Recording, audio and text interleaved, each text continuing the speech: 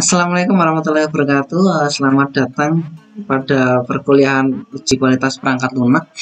Hari ini kita akan belajar mengenai white box testing ya. Kalau kemarin kita sudah belajar black box testing, ada juga yang namanya white box testing.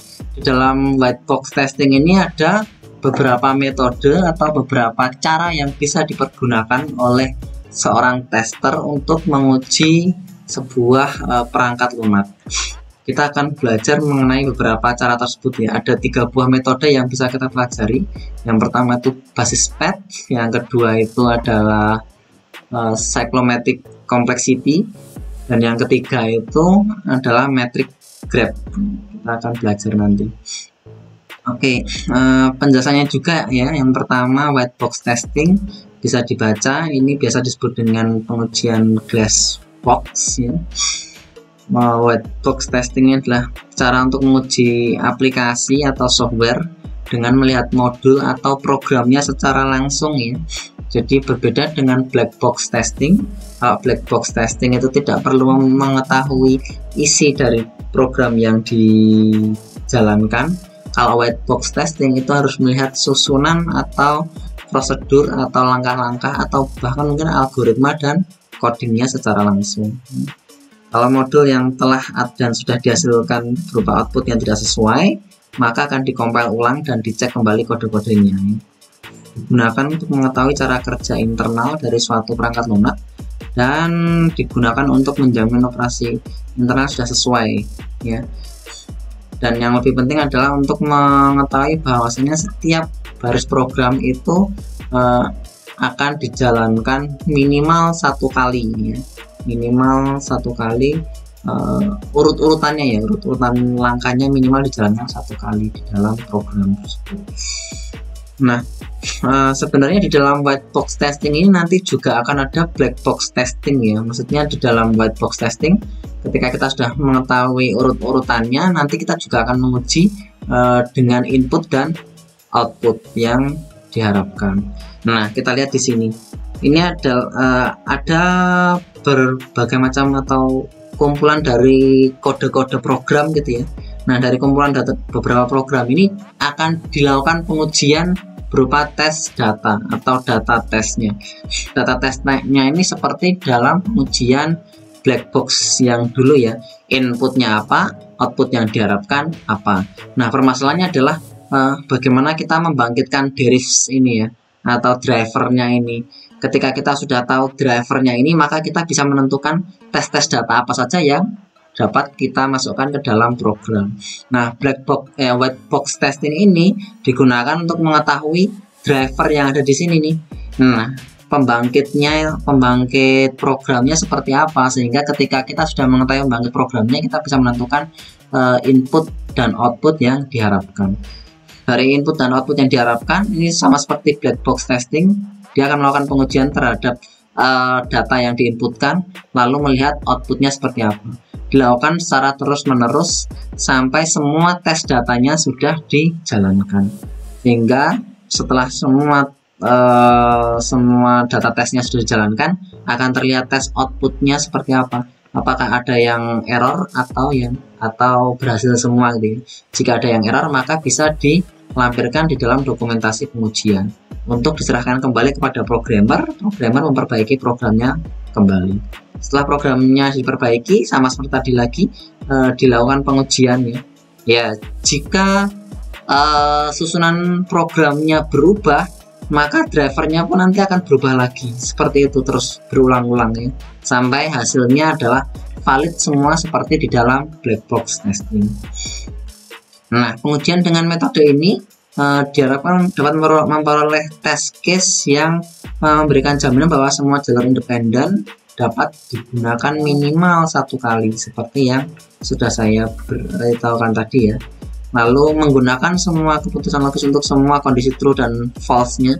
Jadi kita harus tahu bagaimana kondisi true dan bagaimana kondisi false-nya ya. Ini berkaitan dengan struktur if then else, switch case, while loop, atau repeat until ya. Atau bisa dikatakan percabangan dan perulangan. Percabangan dan perulangan itu selalu berkaitan dengan kondisi true atau false-nya, ya. Mengeksekusi semua perulangan pada batasan nilai yang sudah ditentukan, lalu menggunakan struktur data internal untuk menjamin ketepatan dari jalur keputusan. Jalur keputusan itu apa? Nanti akan saya jelaskan.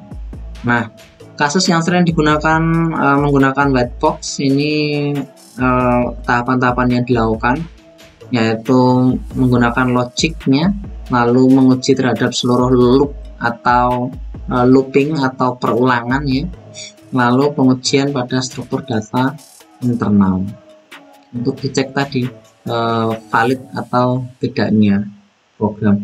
Tujuannya apa ya? Memastikan bahwasanya programnya itu sudah bisa dijalankan minimal 1 kali.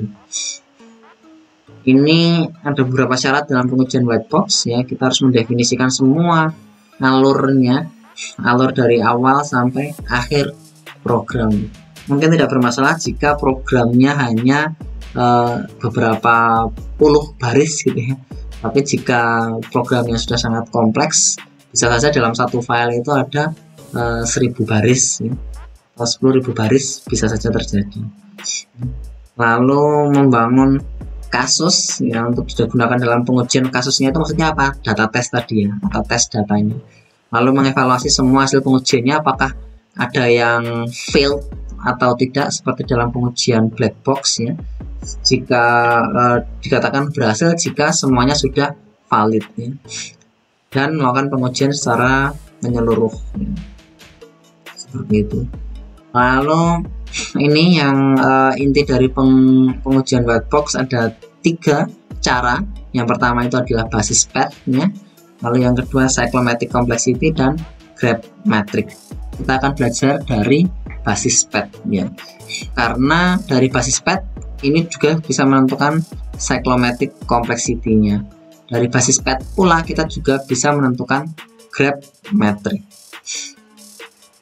Nah, pengujian basis PET ini ya ditemukan oleh Tom McCabe, lalu digunakan untuk mengukur kompleksitas logis.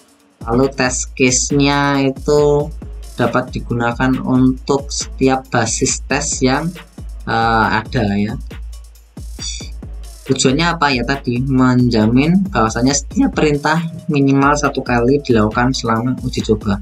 Dari tadi saya bilang minimal 1 kali itu seperti apa ya? Kita akan lihat di contoh soalnya nanti, ya.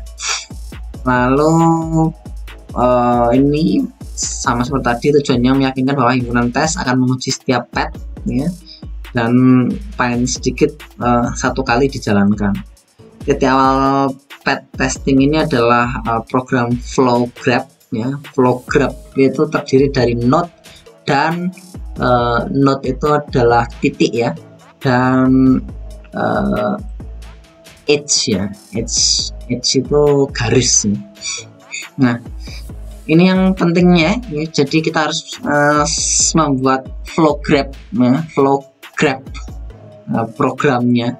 Jadi kalau dulu kita pernah belajar mengenai flowchart, ya, dari flowchart lalu kita belajar tentang algoritmanya seperti apa. Dari algoritma bisa disusun menjadi program flow graph, ya.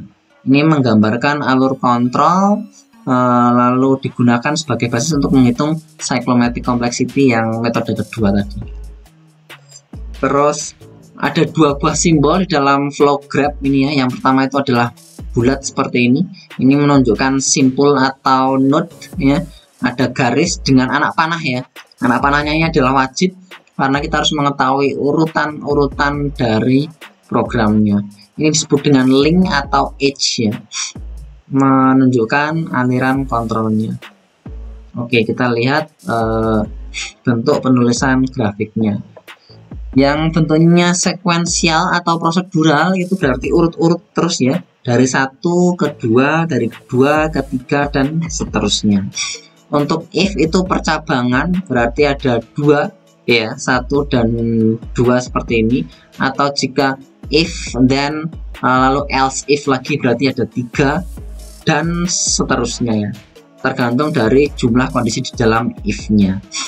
Kalau case juga tergantung dari case-nya, ya. Karena if dan case itu kan percabangan, ya. Jadi kalau if itu standarnya hanya 2, tapi bisa juga 3, 4 dan sebagainya. Kalau case itu umumnya lebih banyak ya. Biasanya case itu digunakan kayak misal menentukan bulan, menentukan sesuatu yang sifatnya sudah pasti ya. Terus selain percabangan kita juga punya perulangan ya. Perulangan itu ada 2. While ini sebenarnya bisa juga digunakan untuk for each ya. For to do juga bisa. Bentuknya seperti ini. Jadi ini dilakukan pengujian dulu. Oh ya, tadi kalau di sini tuh pengujiannya di bagian ini ya. Menentukan true atau false-nya. Ya, true atau false-nya di bagian sini. Kalau di sini juga menentukan true atau false-nya di bagian sini ya. Nah, ini nanti tergantung case-nya yang mana, case 1, case 2, case ketiga, case keempat dan seterusnya. Bentar ya.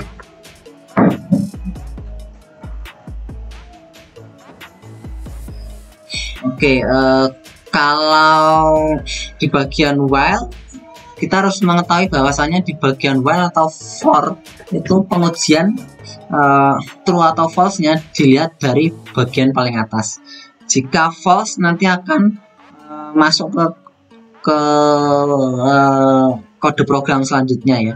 Tapi jika true maka dia akan masuk ke kode program yang ada di dalam while atau di dalam for. Lalu kembali lagi untuk dicek true-nya atau false-nya itu ya. Nah, kalau repeat until itu bisa juga untuk do while ya. Kalau ini while do, yang di bagian kiri itu while do, kalau yang di bagian kanan itu repeat until atau do while. Do while itu maksudnya apa? Berarti dilakukan minimal 1 kali.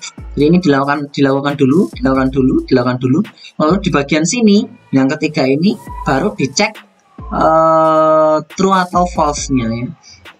Jika false maka masuk ke baris program berikutnya, jika true maka kembali lagi ke perintah pertama. Ya, ini perlu kita pahami karena dalam membuat flow graph itu ya kita harus melihat dari notasi setiap algoritmanya. Nah, kita cek di sini ya. Ada contoh seperti ini ya.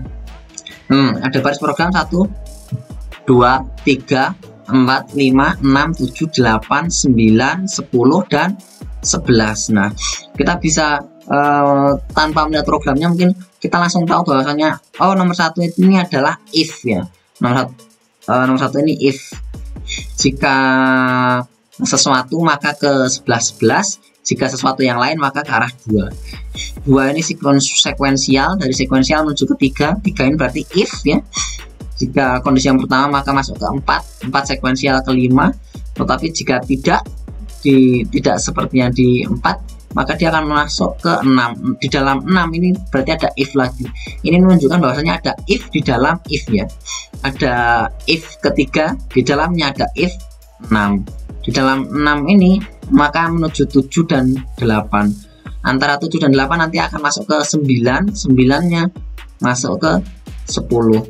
Dari 10 ketika ini kembali ke sini, nah berarti di dalam 1 ini itu maksudnya Pak, ternyata bukan if tadi ya. 1 ini berarti adalah while. Kenapa saya bisa mengatakan while? Karena ini dilakukan berulang-ulang nih. Nah, ini kan dilakukan berulang-ulang ya. Sampai 10 satu lagi, satu segala macam lalu masuk ke 1 lagi. Nah, ini berarti menunjukkan while, bukan if ya. Nah, dari sini kita bisa membentuk ini sebenarnya sudah masuk flow graph-nya ya. Bisa maaf, ini tuh flow chart-nya ya. Di bagian yang kiri itu flow chart-nya. Yang sebelah kanan itu flow graph-nya. Perbedaannya apa? Perbedaannya adalah jika dia dilakukan secara sekuensial, dia dilakukan dalam 1 kali. Contohnya seperti ini.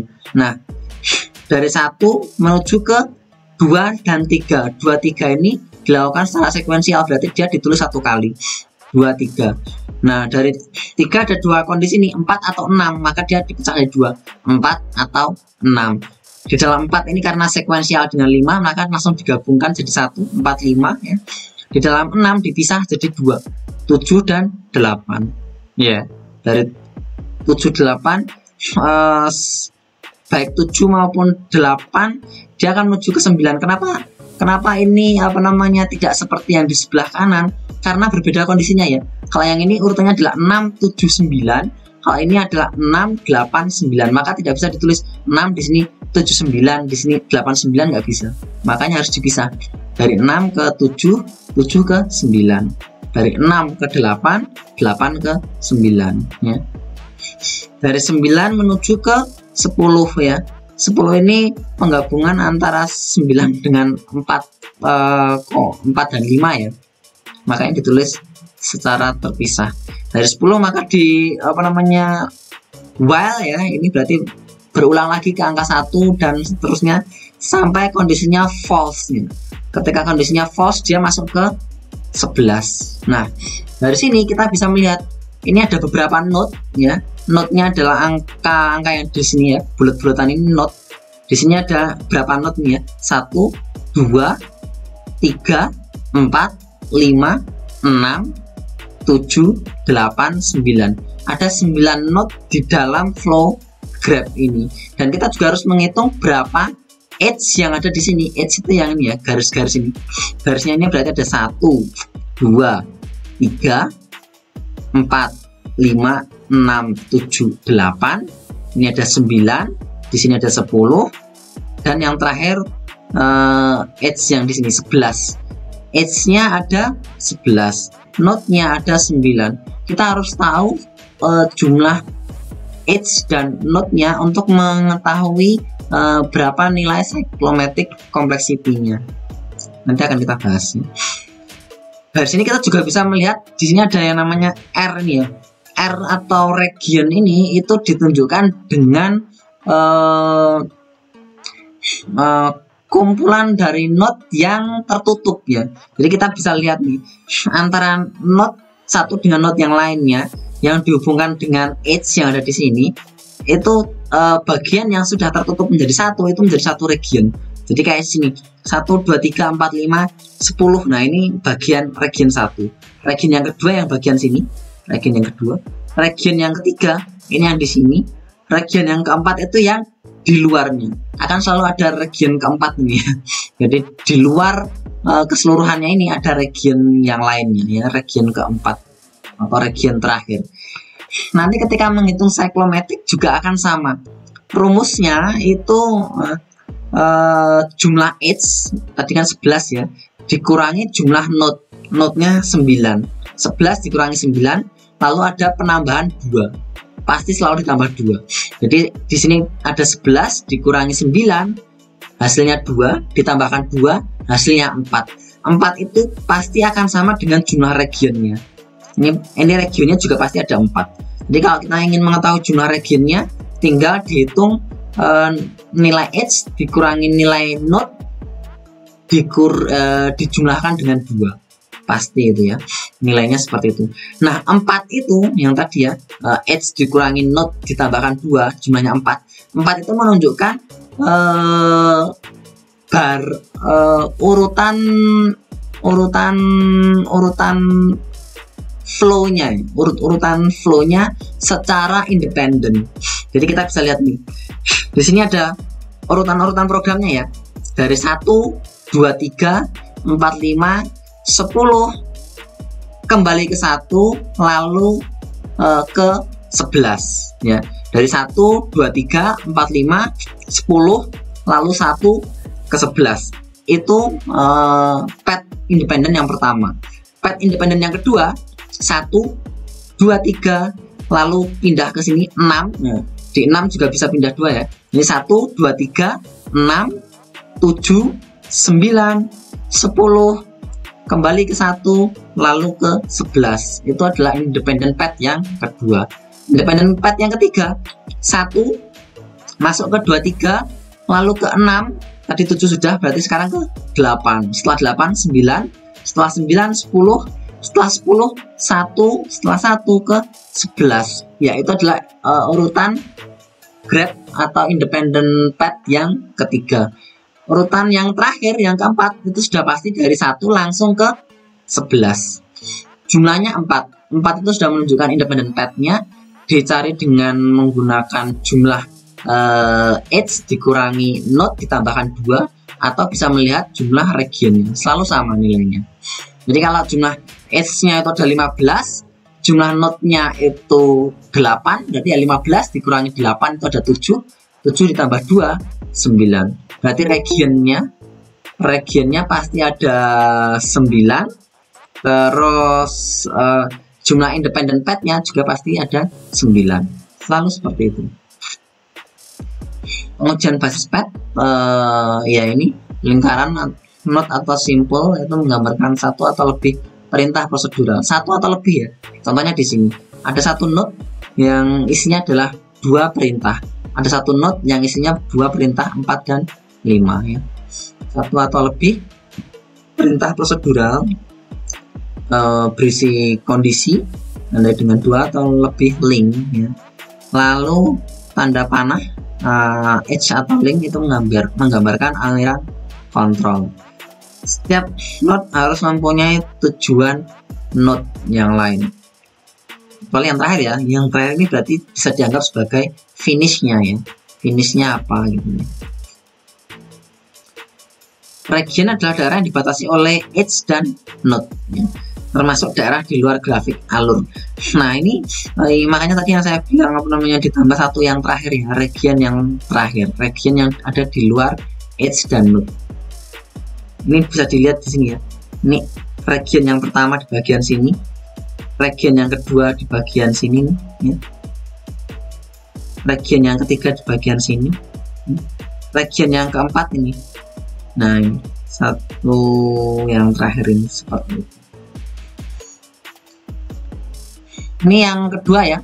Yang kedua metode yang pertama tadi kan basis path ya. Metode yang kedua kompleksitas siklomatis atau cyclomatic complexity. Nah ini adalah sebuah metrik perangkat lunak yang memberikan pengukuran kuantitatif ya secara jumlah terhadap kompleksitas logis. Semakin banyak kompleksitasnya, maka pengujian yang dilakukan semakin banyak.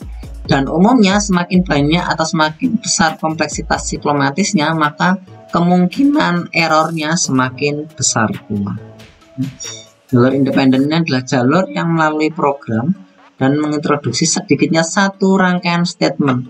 Nanti kita lihat ya.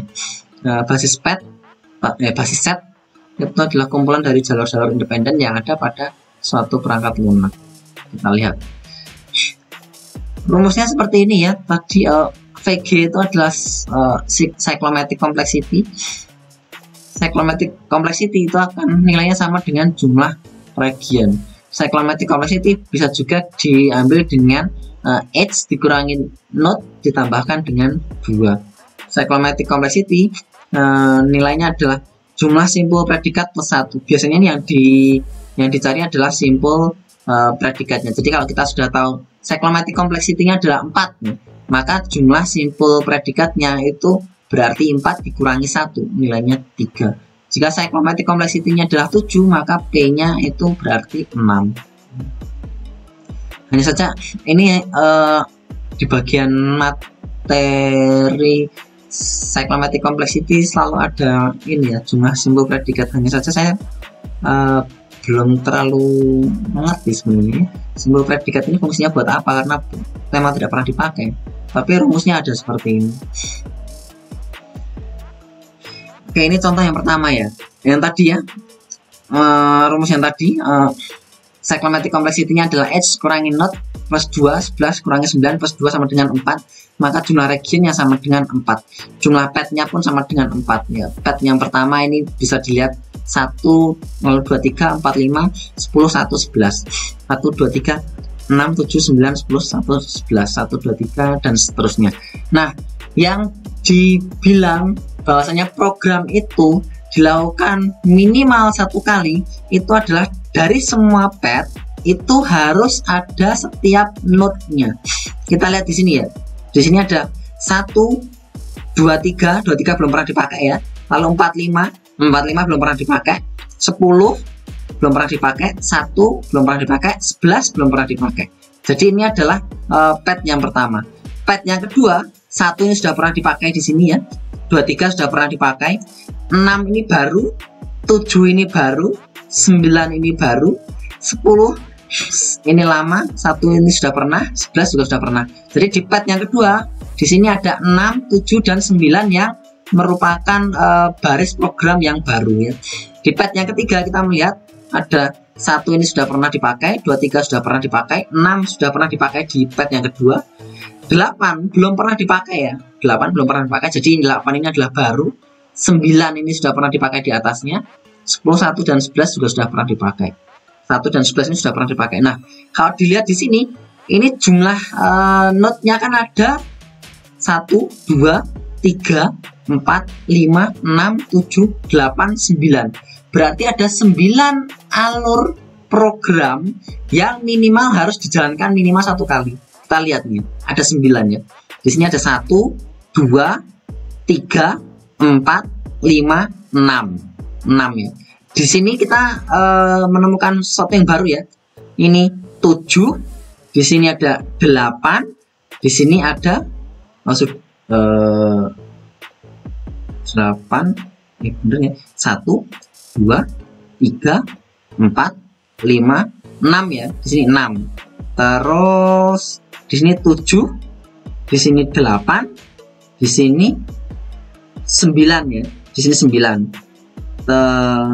Terus di sini yang baru ada 8, ada 10 ya. Mana 10? Bentar, kita cek lagi ya. 1, 2, 3, 4, 5, 6, 7, 8, ada 9 harusnya ya. Ini kok 1, 2, 3, 4, 5. Oh maaf, ini kan harusnya bukan 5 ya. Di sini 1, 2, 3, 4. Nah ini yang kelima ya. Yang kelima 11. Lalu yang bagian ini 6, di sini 7, di sini 8. Dan yang 9 yang mana? Yang ini, angka 8 ini. Ini yang ke-9. Berarti ada 9 alur program yang kesemuanya sudah dijalankan di pad ini. Jika kalian menemukan bahwasanya di sini ada semisal 12 gitu ya, 12 node, ternyata di padnya itu hanya ketemu 11, berarti masih ada yang tidak dijalankan. Itu yang saya sebut bahwasanya setiap program atau white box testing ini harus memastikan bahwasanya setiap program dijalankan minimal 1 kali. Seperti itu. Contoh yang kedua, ini ada 1, 2, 3. 3 itu 2 ini berarti while ya, while. Lalu 3 itu berarti if di sini. Yang 4 ini if juga ya. Ini kalau dihitung cyclomatic complexity-nya, kita lihat dulu ya. Nilai dari node-nya ada berapa? 1, lalu 2, lalu 3, lalu 4, lalu 5. Oh maaf, ini 89 sudah bisa jadi 1 ya. 89. Kita ulang lagi. Di sini 1, lalu di sini 2, di sini 3, ini 4 ya. 4 itu 89, 4. Terus di sini ada 5, di sini ada 6, 7, 8. Berarti ada 8 cyclomatic complexity. Oh maaf, 8. Maaf, ada 8 node ya, ada 8 node. Sekarang kita hitung edge-nya ya. Edge-nya ada berapa? 1, 2, 3, 4 ya. 4. Ini nggak perlu ya. Di sini nggak perlu. 4, lalu ini 5, 6, 7, 8, 9, 10 ya. Berarti 10 dikurangi 8 itu berarti 2. 2 ditambah 2 sama dengan 4. Berarti regionnya pasti ada 4 ya. Regionnya 4, terus cyclomatic complexity-nya 4 juga. Jika mau menghitung simple predikatnya berarti 4 minus 1 nilainya adalah 3 ya. Kalau ada region berjumlah 4 atau cyclomatic complexity-nya 4, berarti nilai atau jumlah independent pad-nya pun ada 4 ya. Di sini ternyata sudah benar ya. Cyclomatic complexity-nya ada 4, regionnya pun ada 4, independent pad-nya pun ada 4. Independent pad yang pertama ini 1, 2, 3, 8, 9. 1, 2, 3. Ini ya. 1 2 3 8 9 ya. Yang kedua adalah wah ini nggak usah dilihat, 1 2 3 lalu 4 5 7 2 8 9 ya. 1 2 3 4 6 7 2 8 9 dan yang terakhir 1 2 8 9. Seperti itu. Yang terakhir adalah graph metrik ya. Graph metrik ini menggambarkan matrik. Matrik kita tahu bahwasanya matrik itu adalah gabungan kolom dan baris ya. 4 persegi yang mempunyai ukuran yang sama dengan jumlah node pada flow graph. Yang dilihat adalah jumlah node-nya. Jadi kalau di sini kita melihat node-nya ada 8, berarti nanti akan ada 8 ke kanan dan 8 ke bawah. 8 dikalikan 8, matriknya ada 64 nanti. Jika ada node-nya ada 9, berarti 9 dikalikan 9, 81 metrik 9 kali 9 ya, 81. Metrik ini bisa menggunakan software tertentu ya, Gmeter, Gmetrik dan lain sebagainya ya. Di masing-masing baris dan kolom itu nanti bisa diberikan nilai, baik nilai bobot, misal space yang dihabiskan, lalu waktu yang dibutuhkan untuk menjalankan program tersebut dan lain sebagainya ya. Nah, bentuknya seperti ini. Ini ada contoh 1 3 4 2 5 ya. 1 3 4 2 5. Dimana untuk menuju 1 menuju ke 3 itu nilainya adalah A gitu ya. Nilai A ini bisa macam-macam ya. Apakah A itu waktu yang dihabiskan untuk dari baris program 1 ke 3 atau space yang dihabiskan ataupun hal-hal yang lain ya. Kita bisa kasih notasi di sini ya, ada A, B, C dan lain sebagainya. Nah, dari sini jika ada notnya ada 5 nih, 1 2 3 4 5, maka di sini kita tinggal menulis di awalnya berapa? 1 2 3 4 5. Di akhirnya 1 2 3 4 5. Nah, tinggal lihat satu ini menuju kemana nih? Ada 2, menuju ke 3 dan menuju ke 2. Kalau menuju ke 3 nilainya A, berarti 1 menuju ke 3 di sini. 1 menuju ke 3 nilainya adalah A. Kita kasih 1 menuju ke 3 itu adalah A di sini. Lalu dari 1 menuju ke 2 ya, barisnya ke sini, busur panahnya ke angka 2. Berarti dari 1 menuju ke 2 nilainya adalah D. Di sini ditulis 1 menuju ke 2 nilainya D. Dari 3 itu hanya satu kemungkinan, yaitu ke 4 ya. Dari 3 menuju ke 4 nilainya adalah B. Dari 2 nggak ada kemungkinan kemana-mana, jadi 2 ini kosong semua ya. Lalu dari 4 ada 2 kemungkinan, yaitu ke 5 dan ke 2. Ke 5 nilainya adalah F. Dari 4 menuju ke 5 nilainya adalah F ya di sini. Dan dari 4 menuju ke 2 nilainya adalah C di sini. Terus dari 5 ada 2 kemungkinan, yaitu ke 3 dan ke 2. Ke 2 nilainya G ya. 5 ke 2 nilainya G. Dan 5 ke 3 nilainya adalah E. Seperti itu ya. Ini akan lebih mudah menggunakan software ya, karena kalau misal baris programnya sangat besar ya, atau sangat banyak, maka kita akan kesulitan. Misal ada 1000 baris program, berarti kita harus bikin matrik 1000 kali 1000 ya, berarti 1 juta value ya, 1 juta kemungkinan data yang ada di bagian sini. Oke. Graph metriknya adalah hubungan bobot yang menyediakan tambahan informasi tentang aliran kontrol ya. Secara simpel dapat beri nilai 1 jika ada hubungan atau 0 jika tidak ada. Jadi semisal ini kalian tidak ada nilai grafnya ya, berarti di sini nanti 1 ke 2 itu nilainya 1, 1 ke 3 nilainya 1, lainnya dikasih nilai 0, 0 dan 0. Di sini kalian bisa kasih nilai 0, ini 0 dan di sini 0. Kalau di sini berarti ya 0 0 semua itu ya. Nah, kalau yang di 3 ini karena di sini ada nilainya berarti dia dikasih nilai 1. Di sini dikasih nilai 1, di sini dikasih nilai 1, 1, 1. Lainnya dikasih nilai 0 semua. Seperti itu ya. Dapat juga hubungan bobot diberi tanda ya dengan kemungkinan link. Nah, ini waktu yang digunakan untuk proses ya, memori yang diperlukan atau sumber daya yang diperlukan selama menjalankan program dari satu tempat ke tempat yang lain. Seperti itu ya. Jadi contohnya seperti ini, jika ada program seperti ini kita harus bikin matriksnya ya. Matriksnya berapa nih? Ada notnya ya, 1, 2, 3, 4, 5, 6, 7, 8 dan 9. Ada 9 not yang ada di sini, berarti harusnya 9 dikalikan 9 ya, 81 value. Ada 81 value yang harus dihitung. Dari 1 dia hanya menuju ke 2 ya, 2 dan 8. Berarti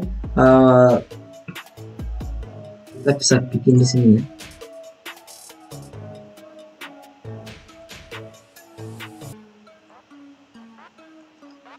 Di sini ada awalnya 1, 2, 3 sampai 9 sampai 9, dan di sini juga 1, 2, 3 sampai 9.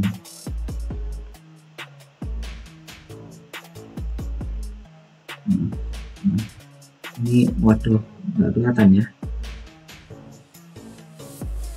seperti itu. Jadi jika 1 itu ke arah 2 dan 8, berarti di sini ini harusnya bukan seperti ini. Di sini 1 itu ke arah 2 dan 8, berarti di sini ke arah 2 itu dikasih nilai 1, di arah 8 dikasih nilai 1. Selanjutnya yang di sini 2 itu menuju ke 3 dan 4 ya. 2 itu menuju ke 3 dan 4. Selanjutnya 3 ini hanya menuju ke 7B ya. Oh iya, di sini ternyata nilainya 7A 7B ya. 7A 7A ini 7B, di sini pun juga sama. Waduh, ini 7A 7B, di sini 8. Nilai satunya ada di sini ya. Ini masih 0. Seperti itu dilanjutkan terus menerus sampai semuanya terisi. Nah, ini sudah ada ternyata. Dari 1 menuju ke 2 dan 8, 2 itu menuju 3 dan 4, 3 itu menuju ke 7B dan selanjutnya. Tinggal diisi sesuai dengan flow graph yang sudah dibuat. Nah, ini ada program, baris program seperti ini ya. Ini untuk sort ya. Sortnya itu untuk not AOF, end of file ya. Dia membaca record atau bisa juga membaca dari data, dari file gitu ya. Jika record fieldnya 1 maka bebas segala macam, else-nya apa? Else-nya di dalamnya ada if lagi. Nah, sampai akhirnya dibuat seperti ini. Jika kita lihat di sini, berarti ada berapa nodes yang ada di sini nih. Nodes ini 1, di sini ada 2, ini 3, 4, 5, ini 9, 10 gabung ya. 9, 10, 6 ya. Di sini 7, di sini 8, 4, 5, 6 jadi 1 ya. Nah, 9 dan yang terakhir ini 10 ya. Ada 10 nodes. Sekarang tinggal edge-nya ya. Edge-nya mana ini? Benar ini enggak ada. Biar jadi pointer ini ya. edge-nya tinggal dihitung nih ya, dari 1, 2, ini 3 ya, maaf, mulai dari mana ya, 1, 2, sebenarnya 2, 3, oh ya bisa ding ya, 2, 3 nggak bisa, 1, 2, 3, 4, lalu 5, 6, ini 7, 8, 9, 10, 11, 12, 12 ya. Ini oh maaf 12 ya, jadi 12 dikurangi berapa tadi ya, lupa, 12 kurangi 8 ya, mungkin 12 kurangi 8 ya, berarti 4 tambah 2 6 ya, 6. Apakah sebanyak itu sih? Kita coba bikin flow grabnya ya, ada menggunakan touch saja mungkin bisa.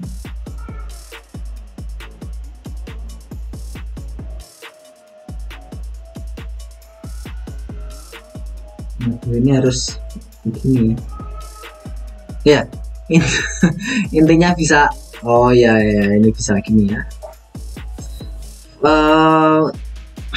Kemungkinannya yang pertama ya, 1 langsung ke 13, setelah itu 1 ke 2, dari 2 ke 3 ya, 2, 3 ini mungkin bisa jadiin 1 nih, 2, 3 ini bisa jadi 1 nih, 2, 3, lalu dari 3 ke yang paling simpel dulu aja ya, 4, 5, 6 ya, 4, 5, 6, dari 4, 5, 6 ke 12, dari 12 ke 1, dari 1 ke 13, setelah itu 1 ke 2, 3 ya, karena kenapa ini 2, 3 langsung, karena pasti setelah 2 selalu ketiga ya, tidak mungkin ada kemungkinan yang lain ya, ini seperti itu aja sih. 3, lalu ke 7, dari 7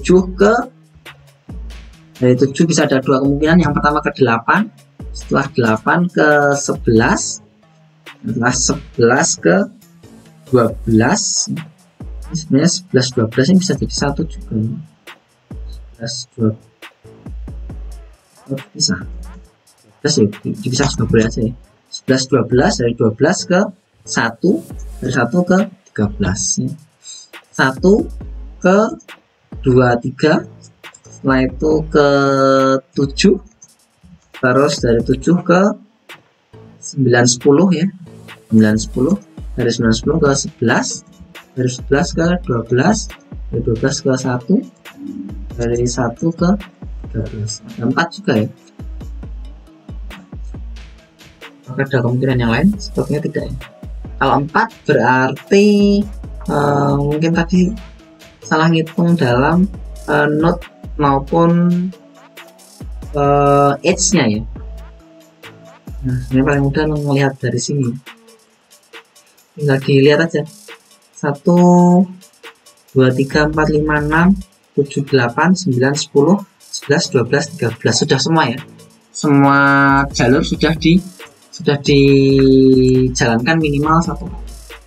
Seperti itu untuk penjelasan dari